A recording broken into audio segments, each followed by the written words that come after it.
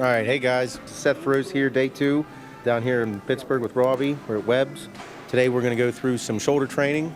It was probably the first nice day in Pittsburgh in a long time, so should be good. To start off my shoulder workout, the past few weeks I've switched over to the hammer strength machine presses, shoulders, and whenever you see a lot of other bodybuilders, in particular like Branch, it's all heavy barbell, heavy dumbbell, and I was doing that for just as long as everybody else, but the thing was I just wasn't getting the same squeeze that I needed and that I get on the hammer strength machine. Lately, I've been going up to about 4 to 5 plates and then, working my way up, just kind of biding my time, almost warming up with, 2 plates, 3 plates, and then getting to 4 or 5, and then just letting loose, doing my strip set after that. We worked up to 4 1/4 today and then just stripped off plate by plate. And my whole philosophy on this is just pretty much making lightweight heavy. Just going on with starting out with 4, dropping, trying to double the number of reps that you're doing, and keep going.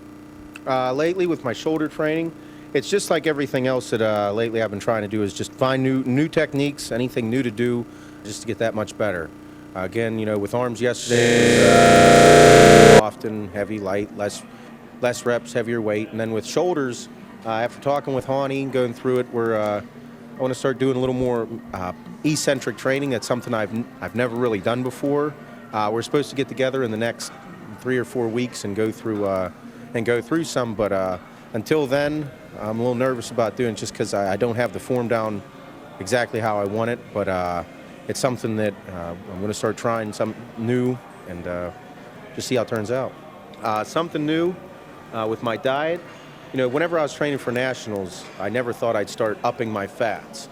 It's something that probably about 6 weeks out we started doing. I added in a lot more almonds, the natural peanut butter, and then avocados. It's something I thought I wasn't going to do, but it made me feel better, kept my energy levels up.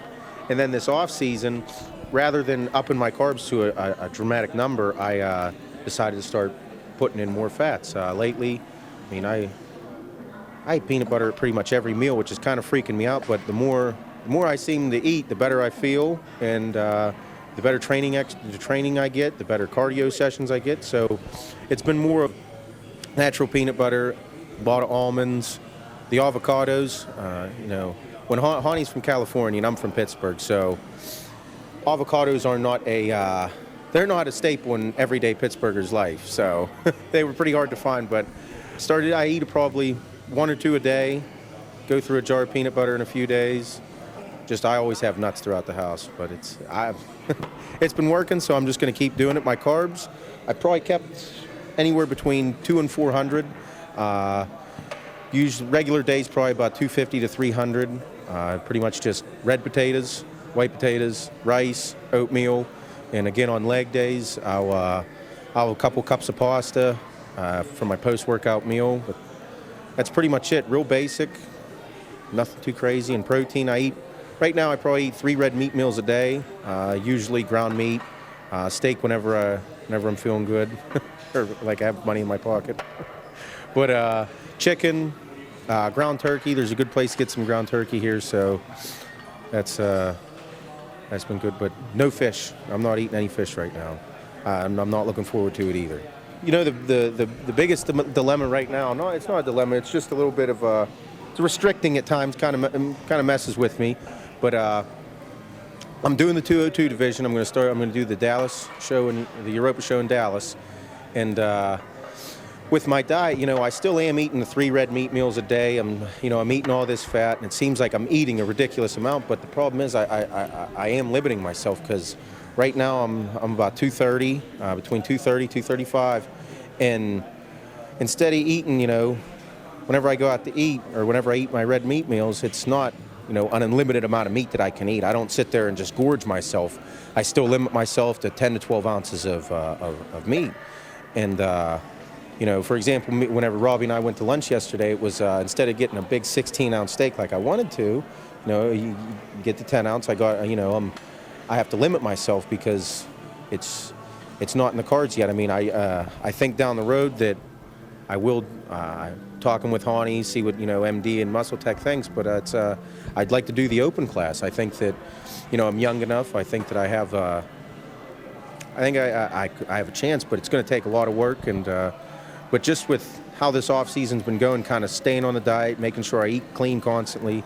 My wife and I go out to eat maybe once a week, every other week, to go out and get a cheat meal. But even then, it's not.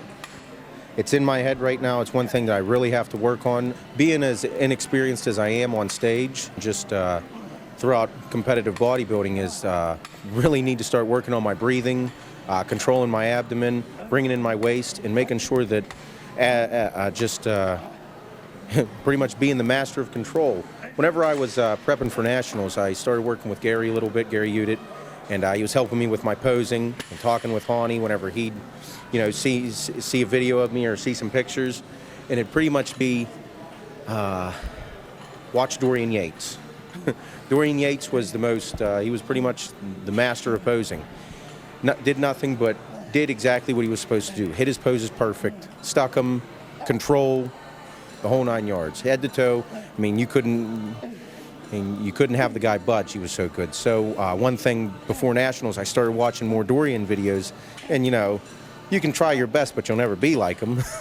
But I just wanted to do my best to try and pick poses that he just hit perfectly and emulate them to a certain degree.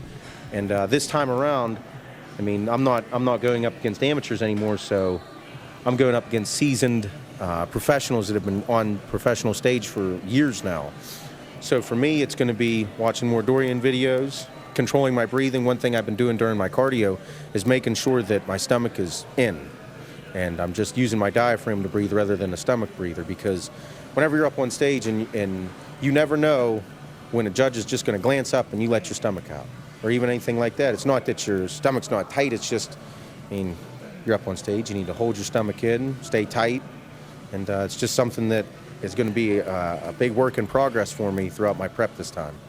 Wrapping up, I just want to thank you guys for taking the time to watch the video. Make sure if you have any questions, hit me up on the Q&A. I try and get on there regularly, at least daily, answer a few questions for you guys. I appreciate it. You guys are great, keep me motivated.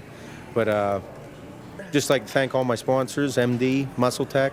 You guys make it possible for me and my family to do this, and can't wait for Dallas. It's going to be a good time. All right, guys, thanks. See ya.